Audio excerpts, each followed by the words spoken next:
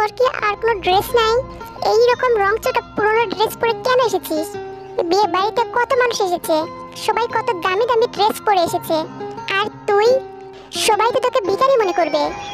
বান্ধবীর বোনের বিয়েতে এসেছে তে, বাড়ির গেটের সামনে আসতেই তেকে দেখে বলে উঠে লিসা। ওখানেই তের আরো কিছু বান্ধবী দাঁড়িয়ে ছিল। কথাগুলো শুনে হাসি মুখটা চুপসে যায় তের, মাথা নিচু করে ফেলে। তুই প্লিজ আমাদের সাথে থাকিস না, সরে দাঁড়া তুই। আমাদের রেপুটেশন নষ্ট হচ্ছে, সবাই ভাববে বাড়ির কাজের মেয়েকে সাথে নিয়ে এসেছি। লজ্জায় চোখে পানি চলে আসলো তের। আস্তে আস্তে ওদের থেকে দূরে যেতে নেয়। দেখি দেখি কি গিফট এনেছিস তুই? রোজ তের হাতের প্যাকেটটা কেড়ে নিয়ে বলে। তে মাথা নিচু করে দাঁড়িয়ে পড়ে। রোজ প্যাকেট ছিটতে থাকে। কালো রঙের সুতি একটা শাড়ি এনেছে। শাড়িটা হাতে নিয়ে হেসে ফেলে ওরা। সিরিয়াসলি তে, এটা গিফট দিবি তুই নেনসাপুকে? ওদের বাড়ি কাজের লোক এর থেকে দামি শাড়ি পরে। ফুটপাত থেকে কিনেছিস তাই না? রোজ শাড়িটা তের দিকে ছুঁয়ে দিয়ে বলে। মাটিতে পড়ার আগেই তে সেটা ধরে ফেলে। তোমরা এখানে দাঁড়িয়ে কেন? পেছন থেকে সুদর্শন একটা ছেলে গম্ভীর গলায় বলে ওঠে। ওরা ছেলেটাকে দেখে নিজের চুল ঠিক করায় ব্যস্ত হয়ে পড়ে। ছেলেটা তের দিকে তাকায়, মাথা নিচু করে কাঁদতে দেখে ভুরু কুঁচকে তাকায়। Who is she? বাকিদের দিকে তাকিয়ে জিজ্ঞেস করে। চিনি না তো, মেবি বিয়ে থেকে ভালো মতো খাওয়ার লোভে ঢুকে পড়েছে। রোজ ছেলেটার দিকে দু পা এগিয়ে গিয়ে হাসি মুখে বলে, এসেছো যখন খেয়ে যেও, ওইদিকে খাওয়ানো হচ্ছে। তুমি এসো আমার সাথে, আমি বসে দিয়ে আসছি তোমায়। ছেলেটা তেকে বলে। মুখ টিপে বাকিরা হেসে ফেলে। লজ্জায় অপমানে তের মরে যেতে ইচ্ছে করছে। পুরনো কম দামি জামা পরে আসলে এইভাবে বুঝি অপমানিত হয়। কি হলো, এসো। দাঁড়িয়ে দাঁড়িয়ে মুখ দেখবে নাকি? ডিসকাস্টিং। ছেলেটা বিরক্তিতে চোখ মুখ কুঁচকে এগিয়ে যেতে যেতে বলে, তুই এসে গেছিস? যেমন দৌড়ে এসে তাকে জড়িয়ে ধরে বলে। ছেলেটা থেমে যায়, বড় কুঁচকে তাকায় জিমিনের দিকে, বাকিটা মুখ বাঁকায়। তেজ শব্দ করে কেঁদেই ফেলে এবার। এই জান, কাঁদছিস কেন? কি হয়েছে তোর? জিমিন তোর চোখের পানি মুছে দিতে দিতে বলে, তুই চিনিস ওকে? ছেলেটা জিজ্ঞেস করে জিমিনকে। ভাইয়া, তোকে বলেছিলাম না আমার বেস্ট ফ্রেন্ডের কথা? আমার ফ্রেন্ড তে, আর তে ও আমার ভাইয়া জঙ্কুক। তোকে পিক দেখিয়েছিলাম তো। তে মুখ তুলে তাকায় না, মাথা নিচু করে থাকে। জঙ্কুক ফোঁস করে শ্বাস টানে। আগে বলবি না? আমি তো ভেবেছিলাম। যাই হোক, মিস আন্ডারস্ট্যান্ডিং হয়ে গেছে, বুঝতে পারিনি আমি। তোমারও ভুল ছিল, বললেই তো হতো তুমি জিমিনের ফ্রেন্ড, তাই ওয়েস্ট করলে আমার। বলেই জাঙ্কুক অন্যদিকে চলে যায়। তে দাঁতে দাঁত চেপে এক পলক তাকায় জাঙ্কুকের দিকে। মানুষ যে এতটা ম্যানারলেস হতে পারে এটা জানতাম না। একটা সরিও পর্যন্ত বললো না মানুষটা আমাকে। ভাইয়া কিছু বলেছে তোকে? তে মাথা নাড়িয়ে না বোঝায়। আমি চলে যাই রে জিমিন, আমার আর ভালো লাগছে না। তে জিমিনকে একটু দূরে নিয়ে বলে, এটা কেমন কথা? তুই চলে যাবে মানে কি? বাবা মা আব্বু সবাই তোর জন্য অপেক্ষা করছে, আর তুই চলে যেতে চাইছিস? It's not fair. Please Jimin, চলে যায় না। মা বাবা আর আপুর কথা ভাববি না তুই? তুই এসে চলে গেছিস জানলে তারা কত কষ্ট পাবে জানিস তুই? আমার মা যে কান্না করতে পারে, সে তো কেঁদেই ফেলবে। বেচারি কি বলবে বুঝতে পারছে না। চল তুই আমার সাথে, আপুকে কিভাবে সাজিয়েছি আমি দেখবি চল। জিমি এর হাত ধরে টানতে টানতে নিয়ে যায়। সুন্দর করে বসে যে বসে আছে ন্যান্সি, তাকে খাইয়ে দিচ্ছে মিসেস জেন। মা দেখো কে এসেছে। তেকে ওদের সামনে দাঁড় করিয়ে বলে জিমি। জেন আর ন্যান্সি খুশি হয়ে যায় তেকে দেখে। হাত জোড়া আমার, তাই বলে তুই বেঁচে গেলি, না হলে কান মুলে দিতাম তোর আমি। এতক্ষণে আসার সময় হলো বুঝি, এতক্ষণ কোথায় ছিলি তুই? চোখ পাকিয়ে বলে মিসেস জেন। ন্যান্সির নজর পড়ে তের হাতের দিকে। ওয়াও তে, কি সুন্দর শাড়ি, এটা আমার জন্য এনেছো? মা দেখো, কাল রিসেপশনে আমি এটাই পরবো। শাড়িটা তোর থেকে নিয়ে গায়ে জড়াতে জড়াতে বলে ন্যান্সি। তে মুগ্ধ হয়ে তাকিয়ে থাকে। এই সামান্য শাড়িতেও কেউ এত খুশি হতে পারে? আচ্ছা বাবা, পড়িস তোর মন মতো।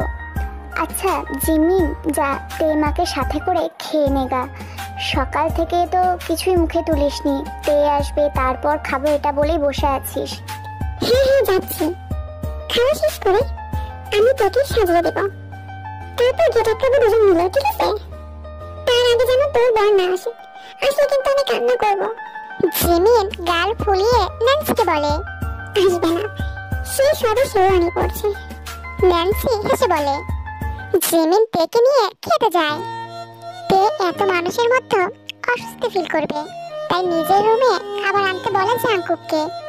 জাংকুক বিরক্তি নিয়ে দু হাত বোঝাই করে খাবার নিয়ে রুমে ঢুকতে যায়, আর তখনই রুম থেকে বের হতে যায় তে।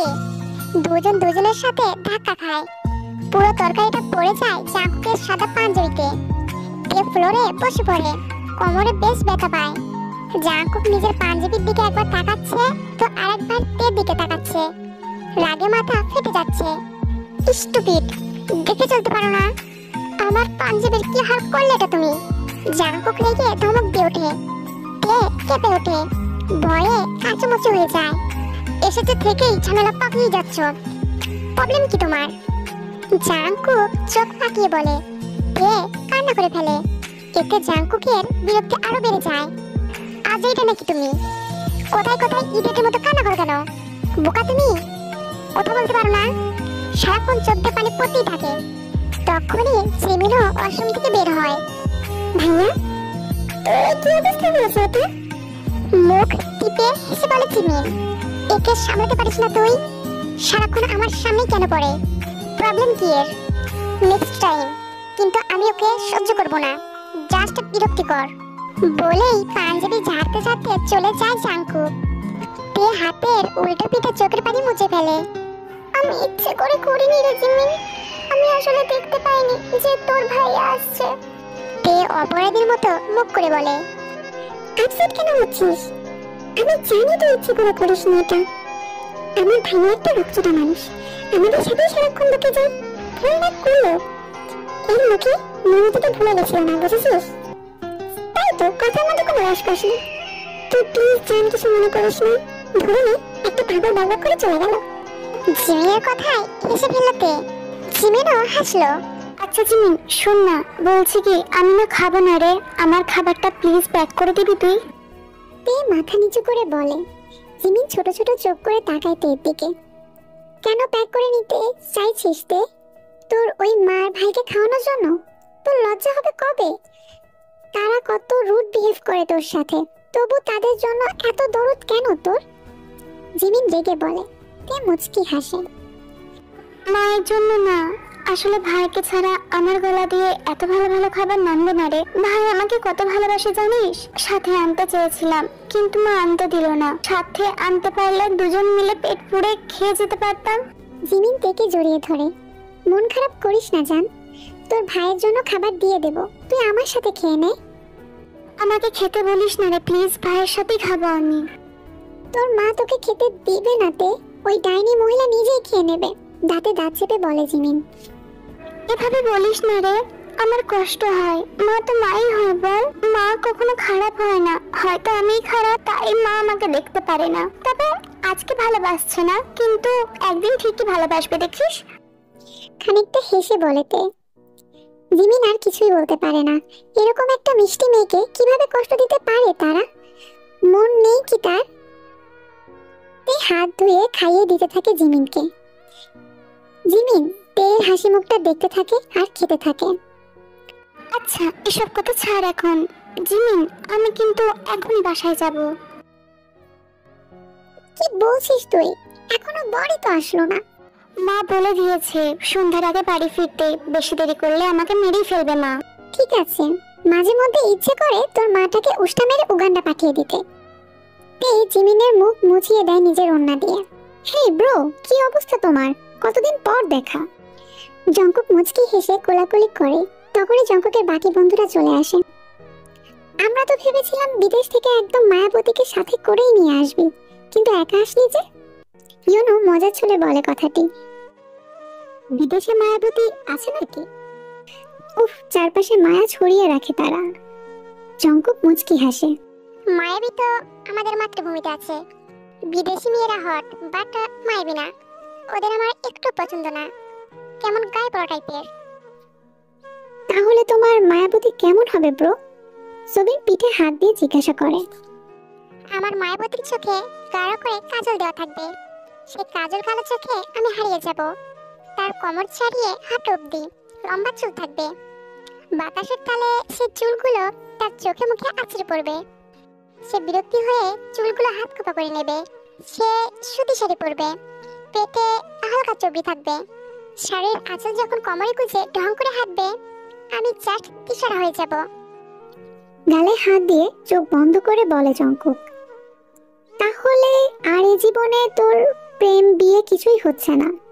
সুবিন আফসোস করে বলে, হবে হবে, খুব তাড়াতাড়ি আমার প্রেম হবে।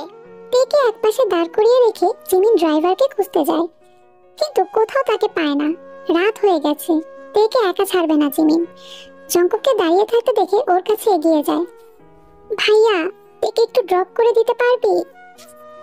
তে খানিকটা দূরে দাঁড়িয়ে আছে, হাতে একটা টিফিন বক্স। জিমিন জঙ্কুকের সামনে দাঁড়িয়ে বলে, কি? আমি ওই মেয়েটাকে ড্রপ করতে যাব? এটা তোর মনে হলো? আজাইরা সর সামনে থেকে। বিরক্তিতে চোখ মুখ কুঁচকে বলে জঙ্কুক। জিমিন রেগে গাল ফোলায়। ওই মেয়েটা আবার কি? ওর নাম তে। জঙ্কুক তের দিকে খেয়াল করে, মাথায় ঘোমটা আরো কিছুটা টেনে টিফিন বক্স শক্ত করে ধরে দাঁড়িয়ে আছে। এটা আবার কে ব্রো? যা গিফট দিয়েছে তার টাকা উসুল করার জন্য আবার নিয়েও যাচ্ছে, দারুণ তো। সুবিনের কথা শুনে বাকি সবাই হেসে ফেলে। এখানে হাসার কি হলো?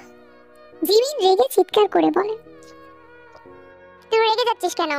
ওরা খারাপ কি বলেছে? বিয়ে বাড়ি থেকে কেউ খাবার নিয়ে যায় এটা তো কখনো দেখেনি ওরা। কেমন ছোট লোক, খেয়েছে আবার নিয়েও যাচ্ছে। সব কথাই তের কানে যাচ্ছে, কান দুটো শাসা করছে, লজ্জায় অপমানে হাত পা কাঁপছে, দুই চোখ দিয়ে টপ টপ করে পানি পড়ছে। তোদের বাড়ির কাজের লোক? ইউনো বলে। জঙ্কুক হ্যাঁ বলতেই যাবে, তখনই জিমিন চিৎকার করে বলে ওঠে, তে আমার বোন হয়, আমার বোনও কোনো কাজের লোক নয়। ওকে নিয়ে কমেন্ট করার সাহস হয় কি করে তোমাদের? আই হেট ইউ ভাইয়া, জাস্ট হেট ইউ। তোর থেকে এমনটা এক্সপেক্ট করিনি আমি। জিমিন কাঁদতে কাঁদতে তের কাছে চলে যায়, তের হাত ধরে বেরিয়ে যায় বাড়ি থেকে। জঙ্কুক তাকিয়ে থাকে ওদের যাওয়ার দিকে। কেসটা কি বলতো? আমার বোন কোথা থেকে একটা ছোট লোক বন্ধু জুটিয়েছে কে জানে। মান সম্মান একদম ডুবিয়ে ছাড়বে। বিয়ে বাড়িতে এসেছে অথচ ড্রেসের কি ছিঁড়ি, আবার খাবার নিয়ে যাচ্ছে। Just disgusting. জঙ্কুক চুল ঠিক করতে করতে চলে যায়। ড্রাইভিং সিটে বসে আছে জিমিন আর তার পাশে তে, দুজনেই কাঁদছে। আই এম সরি তে, ভেরি সরি, আমি বুঝতে পারিনি তে। জিমিনের চোখে পানি মুছিয়ে দেয়। ইটস ওকে, তোর ভাই মুখে তো মতো দেয়নি, তাই কথার মধ্যে কোনো রসকস নেই। আমি পাগল ভেবে সবটা ভুলে গেছি তো, তুই কান্না করিস না সোনা। তে হাসার চেষ্টা করে বলে। জিমিন তেকে জড়িয়ে ধরে। তুই এখানে কেন? ড্রাইভ করতে পারিস তুই? বুকে হাত গুজে দাঁড়িয়ে বলে জাংকুক। জিমিন উত্তরও দেয় না, তাকায়ও না পর্যন্ত জাংকুকের দিকে। তে মাথাটাকে নিচু করে ফেলে, ঘোমটাটাকে আরও একটু টেনে নেয়, যেটা নজরে পড়ে জাংকুকের। জাংকুক মনে মনে বলেই ফেলে, একটু দূরে না টেনে একেবারে গলা সব এগিয়ে ফেলো ওড়নাটা, ইডিয়েট। কিন্তু বলতে পারে না, কারণ এখানেই জিমিন এমনিতেই রেগে আছে। এটা বললে একদম বোম হয়ে ফুটে যাবে। তোর থেকে পেছনে বসতে বল, আমি পৌঁছে দিয়ে আসছি। বলছি কি জিমিন, আমি একাই যেতে পারবো। তে রিনি রিনিয়ে বলে জিমিনকে। পাকামি করো কেন সাথে সাথে? চিরো তুমি আমায়? পাকামি বেদবি একদম পছন্দ না আমার। ধমক দিয়ে বলে জাংকুক। কেঁপে ওঠে তে। জিমিনও অনেকটা চমকে ওঠে, চোখ পাকিয়ে তাকায় জাংকুকের দিকে জিমিন। আরে ইয়ার, একটু পরেই বর চলে আসবে, এখানে বসে থাকলে জাস্ট টাইম ওয়েস্ট হবে। জিমিন মুখ বেঁকিয়ে অন্যদিকে তাকায়। আমার এভাবে বলা ঠিক হয়নি, I know that. Next time বলবো না, আই প্রমিস। এবার প্লিজ ওকে নামিয়ে দিয়ে আসি, আমার ফ্রেন্ডরাও ওয়েট করছে আমার জন্য, তোকেও খুঁজবি সবাই। জিমিন নেমে পড়ে গাড়ি থেকে, তেয়ের পাশে এসে দরজাটা খুলে দেয়। তেও বিনা বাক্যে নেমে পড়ে, তারপর দুজনে পিছনে বসে। জেকে দুই ভ্রু আড়াআড়িভাবে কুঁচকে তাকায় জিমিনের দিকে। তুইও যাচ্ছিস? মানে একটা মেয়ের জন্য দুই জনেরই সময় নষ্ট করবো? জাংকুক একটু বিরক্ত হয়ে বলে জিমিনকে। আমি কোনো মন্ত্রী মিনিস্টার নই যে সময় নষ্ট হবে। কাট কাট গলায় বলে জিমিন। জাংকুক একটা ফোঁস করে নিঃশ্বাস টেনে গাড়িতে বসে পড়ে। তে এখনো মাথাটা নিচু করে বসে আছে। তেদের বাড়ি খুব একটা বেশি দূরে নয়, 10 মিনিটের রাস্তা মাত্র। এই এসে গেছি। জিমিন বলে ওঠে, আর জাংকুক সঙ্গে সঙ্গে গাড়ি থামি ফেলে। উকি দিয়ে বাড়িটা দেখার চেষ্টা করে জাংকুক। জিমিন আর তে ততক্ষণে নেমে পড়ে। যাচ্ছি। হ্যাঁ। তে জিমিনের দিকে তাকিয়ে মুচকি হেসে এক দৌড়ে বাড়িতে ঢুকে যায়। জাংকুক ভ্রু কুচকে তাকিয়ে থাকে। এটা বাড়ি? জাংকুকের কাছে মুদির দোকান মনে হচ্ছে। ছোটবেলায় স্কুলে যাওয়ার সময় দেখেছিল এরকম দোকান, যে দোকানগুলো টিনের হয়। এখন অবশ্য এরকম দোকান নেই। এটা বাড়ি মানে ও এখানে থাকে? জাংকুক নিজের কৌতূহল আটকে রাখতে না পেরে বলেই ফেলে। জিমিন জাংকুকের পাশে এসে বসে পড়ে। সবার তো আর তোর আমার মতো 10 তলায় থাকে না, তাদের বাবার কারি কারি টাকাও নেই। জাংকুক অনেকটা বিরক্ত হয় জিমিনের কথা শুনে। সোজা কথা সোজাভাবে বলতে পারিস না তুই, তাই না? বলেই গাড়ি চালানো শুরু করে জাংকুক। তে পা টিপে টিপে বাড়িতে ঢোকে। মায়ের রুম থেকে আওয়াজ আসছে, নিশ্চয়ই ভাইকে পড়াচ্ছে। রান্নাঘরে উকি দেয় তে। সামনে উনুনে ভাত বসানো, দুপুরের এঁটো থালা বাসনগুলো পড়ে আছে। কথা ছিল তে বাসায় ফিরে রান্না করবে। শুকনো একটা ঢোক গিলে প্লেট নিয়ে সেখানে নিজের আনা খাবারগুলো রাখে। তারপর ওড়না কোমরে জড়িয়ে কাজে লেগে পড়ে। সব কাজ শেষ করে তারপর খাবার নিয়ে মায়ের রুমে যায়। তের ভাইয়ের নাম তামিম, সে ক্লাস 2-এ পড়ে। মা, আমি এসে গেছি। তে দরজার সামনে দাঁড়িয়ে বলে। ইরেন বিরক্ত হয়ে চোখ পাকিয়ে তাকায় তের দিকে। আজ থেকে বলেছিল তোকে, থেকে গেলেই তো পারতিস তুই, তাই না? মা, আমি এসেছি এটা বলে এসে আমাকে উদ্ধার করেছো তুমি, তাই না? কত কাজ পড়েছিল, সব কাজ আমাকেই সামলাতে হতো। তোর তো এসবের দিকে কোনো খেয়ালই নেই। তোর বড়লোক বান্ধবীদের সাথে তুই টই টই করে ঘুরে বেড়া, আনন্দ কর যা। আমি মানা তো করিনি। রেগে বলে ওঠে ইরেন। তের হাসি মুখটা সঙ্গে সঙ্গে চুপসে যায়। আপি, আমার জন্য কি এনেছিস তুই? তুই যে বলেছিলি আমার জন্য কিছু আনবি। তামিম গলা উঁচু করে দেখার চেষ্টা করে বলে। তে আবার হেসে ফেলে। এগিয়ে গিয়ে ভাইয়ের সামনে খাবার নামিয়ে রাখে। তামিম খুশিতে গদগদ হয়ে খেতে শুরু করে। তে নয়ন ভরে দেখতে থাকে। এখানে চোখের সামনে খামার মতো দাঁড়িয়ে আছিস কেন? সর আমার চোখের সামনে থেকে। তেতে উঠে বলে ইরেন। তে মুখ ফুটে বলে সাহসও পায় না। মা, আমি একটু ভাইয়ের সাথে খাই। সে মাথা নিচু করে চুপচাপ বেরিয়ে যায়। চোখের কোণে একটুখানি জলও জমে যায়। সেটা হাতের উল্টো পিঠে মুছে সিদ্ধ আলু মরিচ ডলে ভাত খেয়ে নেয় তে।